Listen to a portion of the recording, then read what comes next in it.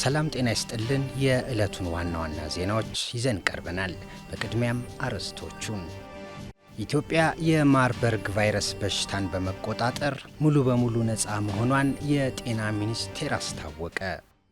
የማርበርግ ቫይረስ ስርጭት የተገታበት መንገድ ኢትዮጵያ ለድንገተኛ በሽታ የማይበገር የጤና ስርዓት መገንባቷን እንደሚያሳይ የሕዝብ ተወካዮች ምክር ቤት አፈ ጉባኤ ታገሰ ጫፎ ገለጹ። በአዲስ አበባ በሁሉም መስኮች የተመዘገቡ ስኬቶችን በማስቀጠል ለዜጎች ሁለንተናዊ ተጠቃሚነት በትኩረት ይሰራል ሲሉ ከንቲባ አዳነች አቤቤ ገለጹ። ኢትዮጵያ ለጀመረችው አረንጓዴ የኢኮኖሚ ሽግግር አስተማማኝና ተመጣጣኝ የኃይል አቅርቦት ወሳኝ መሆኑን የኢኖቬሽንና ቴክኖሎጂ ሚኒስትር ዴኤታ ዶክተር ባይሳ በዳዳ ገለጹ። ዜናዎቹን በዝርዝር ይዘን ቀርበናል። ከዜናዎቹ ጋር አንዱን ሰው ሽፈራው ነኝ። አብራችሁን ቆዩ። ኢትዮጵያ በተቀናጀና ጠንካራ የበሽታ መከላከል ስልት የማርበርግ ቫይረስ በሽታን በመቆጣጠር ሙሉ በሙሉ ነፃ መሆኗን የጤና ሚኒስቴር አስታወቀ። ኢትዮጵያ የማርበርግ ቫይረስን ለመከላከል በወሰደችው የተቀናጀና አስቸኳይ ምላሽ ቫይረሱን ከኢትዮጵያ ማጥፋት እንደተቻለ ተገልጿል። የጤና ሚኒስቴር ዶክተር መቅደስ ዳባ በዚህ ወቅት ኢትዮጵያ የበሽታ መከላከል የካበተ ልምድና ተሞክሮዋን በመጠቀም የማርበርግ ቫይረስ በሽታን ለመቆጣጠር ፈጣን ምላሽ መስጠት ችላለች ብለዋል። በዚህም በኢትዮጵያና ሕዝቦቿ ላይ የማርበርግ ቫይረስ ሊያደርስ የነበረውን አስከፊ ጉዳት በተቀናጀና ጠንካራ የበሽታ መከላከል ስርዓት የበሽታ ስርጭቱን ማምከን እንደተቻለ አስታውቀዋል። ኢትዮጵያ የማርበርግ ቫይረስ ስርጭትን የተቆጣጠረችበት ስርዓትም ሳይንሳዊ መመሪያና ነባራዊ ሁኔታን አጣጥሞ የመተግበር ውጤት ማረጋገጫ መሆኑን ገልጸዋል። የማርበርግ በሽታ ስርጭት ፈጣን የመቆጣጠር ምላሽ አሰጣጥ ስርዓት ለአፍሪካ ምሳሌ ይሆናል ያሉት ሚኒስትሯ ውጤቱም ህብረተሰቡ መንግስት የሚሰጠውን መመሪያ ገቢራዊ በማድረጉ የመጣ ነው ብለዋል።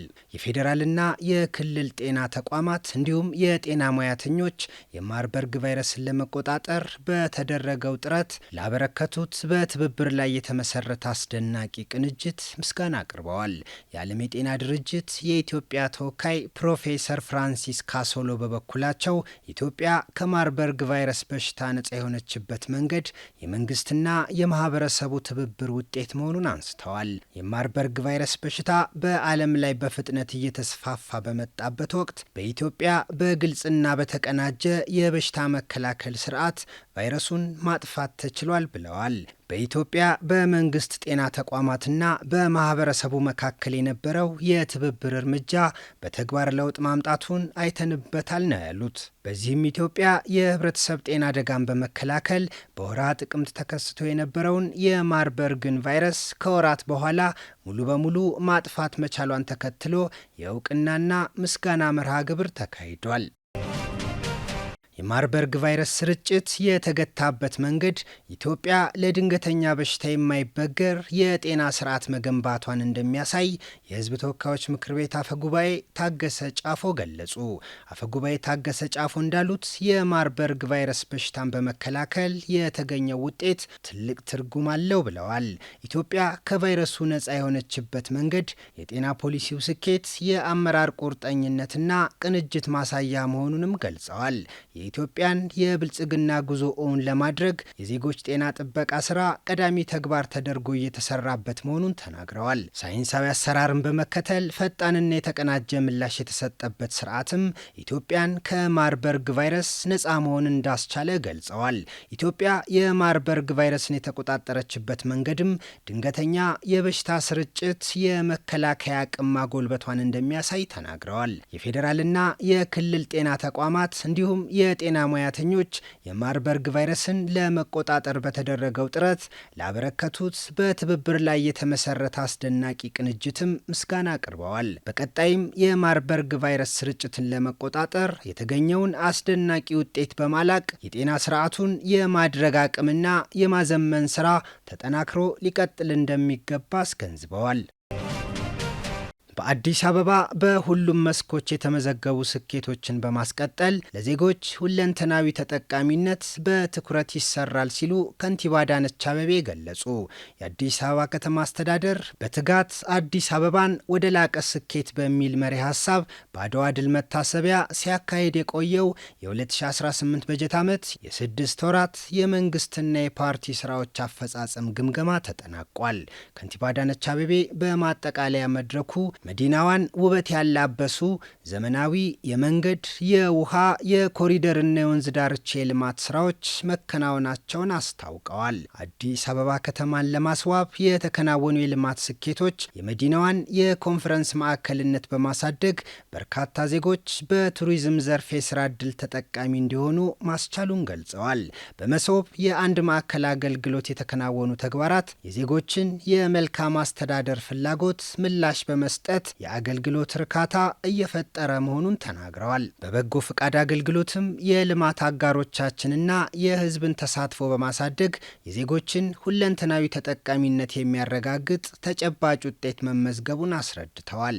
በ2018 በጀት ዓመት በሰው ተኮር በገበያ የምርት አቅርቦት ስርዓት፣ በገበያ ማረጋጋትና ኑሮ ውድነት ቅነሳ፣ በዘላቂ ሰላም ግንባታና ተያያዥ የልማት መስኮችም አስደናቂ ስኬት መመዝገብ እንደተቻለ አንስተዋል። በበጀት ዓመቱ ባለፉት 6 ወራት በሁሉም ዘርፎች የተገኙ የልማት ስኬቶች የአመራር ቁርጠኝነትና ተቀናጅቶ የመስራት ውጤት መሆኑን አብራርተዋል። በቀጣዮቹ የበጀት ዓመቱ 6 ወራትም የሕዝብን ተጠቃሚነት ለማሳደግ በላቀ የመፈጸም አቅም የልማት ስኬቶችን ለማስቀጠል እንደሚሰራ አረጋግጠዋል። የከተማ አስተዳደሩ አመራር የመፈጸም አቅምን የበለጠ በማጎልበት በቤት ልማት፣ ቱሪዝም፣ መልካም አስተዳደር ስራዎችንና ገቢ አሰባሰብን በማጠናከር የዜጎችን ሁለንተናዊ ተጠቃሚነት ለማስቀጠል በትኩረት መስራት እንደሚጠበቅ አሳስበዋል።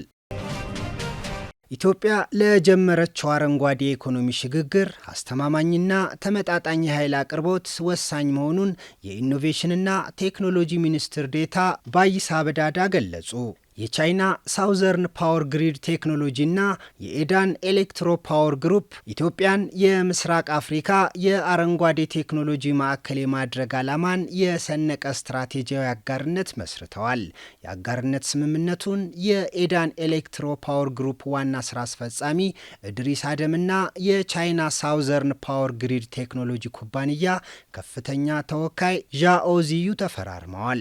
የኢኖቬሽንና ቴክኖሎጂ ሚኒስትር ዴኤታ ዶክተር ባይሳ በዳዳ በዚሁ ጊዜ እንደተናገሩት ኢትዮጵያ በዘመናዊ መልክ ለጀመረችው ኢኮኖሚያዊ ሽግግር አስተማማኝና ተመጣጣኝ የኃይል አቅርቦት ወሳኝ መሆኑን ተናግረዋል። ኃይል የኢንዱስትሪ ልማት ሞተር ብቻ ሳይሆን ለዲጂታል ኢትዮጵያ ግንባታ መሰረት መሆኑን ገልጸው ያለ ኤሌክትሪክ አቅርቦት ፈጠራን ማስፋፋትም ሆነ አገልግሎትን ተደራሽ ማድረግ እንደማይቻልም ተናግረዋል። በመሆኑም ኢትዮጵያ በብሔራዊ የኃይል መስመር ላይ ብቻ ጥገኛ ሳትሆን ሚኒ ግሪድና ሃይብሪድ የታዳሽ ኃይል ስርዓቶችን ለማስፋፋት እየተሰራ ነው ብለዋል። ይህም በገጠር የሚገኙ ስራ ፈጣሪዎችንና ማህበረሰቦችም እኩል የዲጂታል ተጠቃሚ እንዲሆኑ የሚያስችል መሆኑን ገልጸዋል። የኤዳን ኤሌክትሮ ፓወር ግሩፕና በቻይና ሳውዘርን ፓወር ግሪድ ቴክኖሎጂ መካከል የተመሰረተው አጋርነት ዘመናዊ የኃይል ማከፋፈያና ማከማቻ ቴክኖሎጂዎችን ወደ ሀገር ውስጥ ለማስገባት ያስችላል ብለዋል። የኃይል መፍትሄ መሳሪያዎችን በሀገር ውስጥ የመገጣጠምና የማምረት አቅምን ለማሳደግ እንዲሁም ለኢትዮጵያውያን ባለሙያዎች የቴክኖሎጂ ስልጠና ለመስጠት እድል እንደሚፈጥርም ነው የገለጹት። የሀገር ውስጥ አቅምን ለመገንባት ለሚሰሩ ኩባንያዎች መንግስት አስፈላጊውን ድጋፍ ያደርጋልም ብለዋል።